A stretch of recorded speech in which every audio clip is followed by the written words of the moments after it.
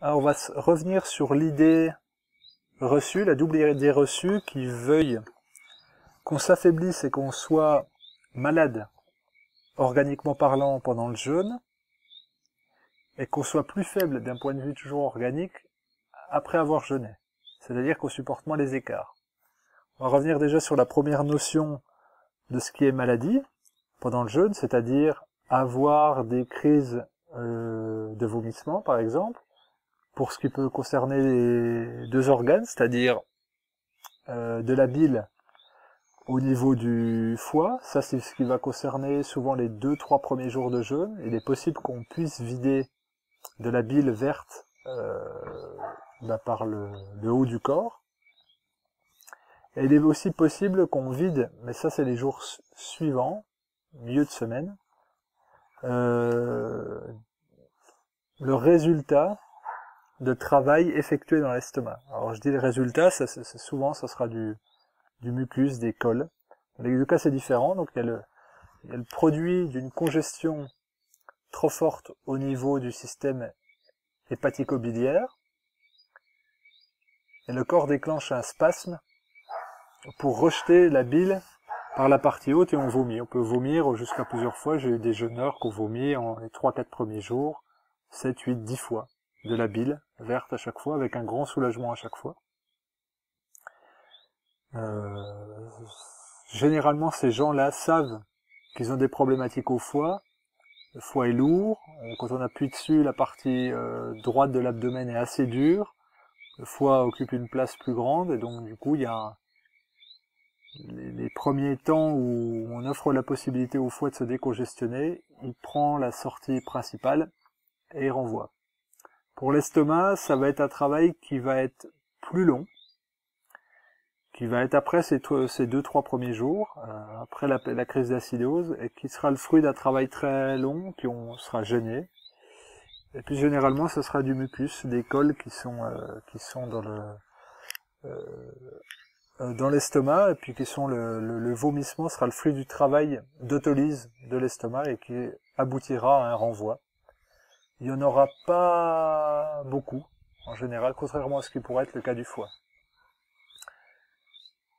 Mais ça peut être aussi des expectorations au niveau des poumons, qui prennent le relais en chassant du mucus.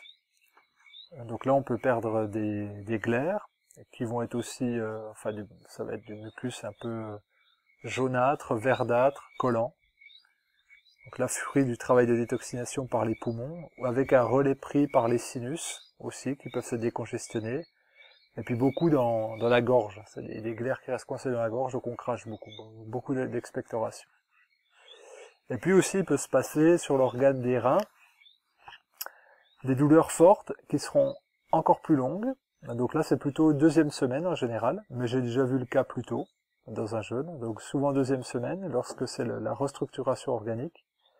C'est l'évacuation de sable, voire de calcul, par les reins, via les urines.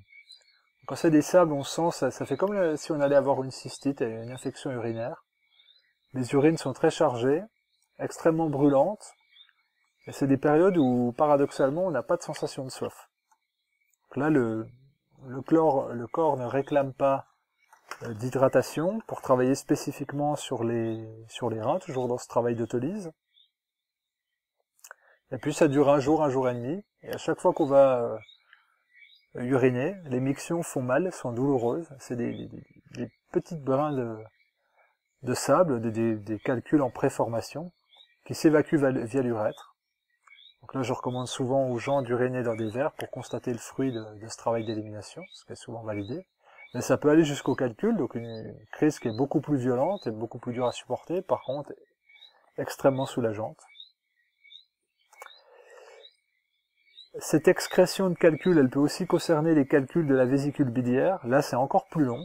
C'est la séquence après la 3e semaine de jeûne. En général, c'est entre le 20e, 25e, des fois 30e jour, où les lithiases biliaires qui s'opèrent, et puis un ramollissement des calculs sous forme de boue, évacués là par les intestins.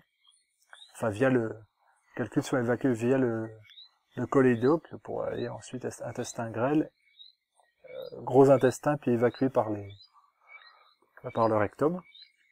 Donc voilà, ça c'est des choses où on va ressentir des symptômes très très très forts, très très vifs, très douloureux.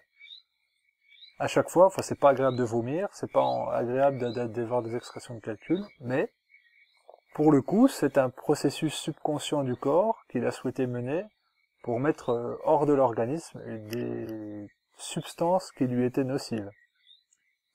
Donc c'est vrai que c'est une approche particulière que de se dire « je reprends un jeûne pour aller mieux » et je vais avoir des crises qui sont parfois même plus graves que les pathologies que j'ai pu avoir à ces organes-là.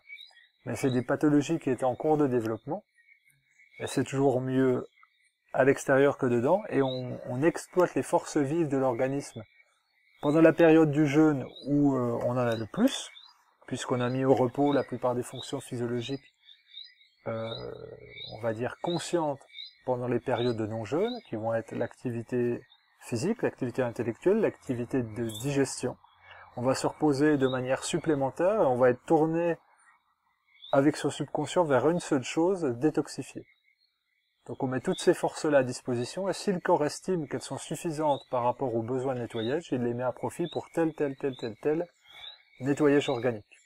On a donc évoqué l'estomac, le foie, à double titre, pour la bile, et puis pour les calculs, les reins et les poumons, avec des séquences différentes. Une fois que ces nettoyages sont faits, on attend de ces organes spécifiques-là, des 4 qu'on vient de nommer, qu'ils aient plus de vitalité, qu'ils aient plus de forme et qu'ils fonctionnent mieux. C'est le but du jeûne, de rajeunir au niveau organique. Or souvent on me dit, oui, depuis que j'ai jeûné, ou alors depuis que j'ai changé d'alimentation vers une alimentation hypotoxique, je tombe plus souvent malade et j'ai plus mal aux organes. Alors je demande aux personnes de préciser quelles sont les formes de ces douleurs, c'est-à-dire, voilà, dès que je mange un peu trop, ou dès que je fais un petit écart, j'ai mal, j'ai envie de vomir, j'ai mal à l'estomac.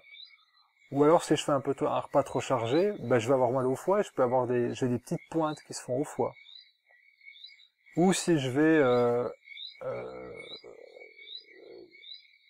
respirer des choses X ou Y, je vais tousser plus.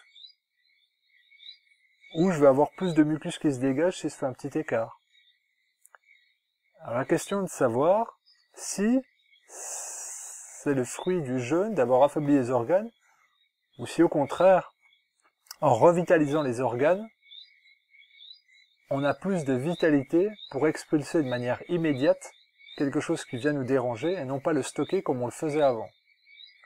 Autrement dit, le corps a plus de vitalité pour envoyer des signaux d'alerte au corps pour dire que ça suffit, pour envoyer au corps et à notre conscient que ça suffit. En gros, si on est plus gêné, on a plus d'irritation rapidement à l'estomac, c'est que le bol alimentaire est suffisant en volume, ou alors que les associations alimentaires ne sont pas tellement compatibles. Pour ce qui concerne le foie, ça a été trop chargé, c'est trop de volume, ou alors trop d'excès en gras ou en alcool. Si ça concerne les reins, ça va être une irritation plus prononcée si on consomme des aliments acidifiants. Et puis enfin les poumons, si on consomme des aliments mucogènes, tels que les produits laitiers ou les produits almidonés, comme les céréales, de manière générale les féculents, on va avoir un petit peu de mucus qu'on va expectorer. Ça, ce ne sont pas des signes de mauvaise santé organique, ce sont au contraire des signes de très bonne santé organique, qui sont des indicateurs de santé et des outils de diagnostic pour savoir si ce que vous avez mangé en quantité ou en qualité est bon ou pas pour vous à cet instant-là. Donc il ne faut pas prendre le phénomène comme quelque chose de symptomatique et unique pour se dire « je suis plus faible », mais c'est surtout « j'ai plus de vitalité et je deviens plus responsable parce que le corps m'envoie des signaux ». Un alcoolique a très rarement mal au foie, puisque les principes actifs de son foie sont inhibés, il ne peut plus fonctionner. C'est pour ça qu'on arrive à voir des alcooliques et qui ont des taux d'alcool dans le sang très forts, alors qu'ils ont bu le même volume d'alcool que quelqu'un d'autre qui n'aurait pas tant d'alcool dans le sang, simplement parce que le foie peut plus assurer la fonction de filtration de l'alcool. Et là où quelqu'un qui a un foie en meilleure vitalité aura des spasmes et des douleurs, des points dans le foie, l'alcoolique ne ressentira rien. Et évidemment, c'est toujours mieux de sentir un indicateur et de s'arrêter de boire, plutôt que de pouvoir boire jusqu'au coma. Ça va être la même chose à l'estomac, quand il sera trop dilaté, quand il aura trop subi d'agression. En gros, le corps sera tellement occupé à gérer des urgences à tout bout de champ, partout dans le corps, il n'aura pas la possibilité d'envoyer des signaux forts, comme quoi c'est désagréable. Ce qui permet après d'identifier ce qui est bon pour nous ou pas au quotidien.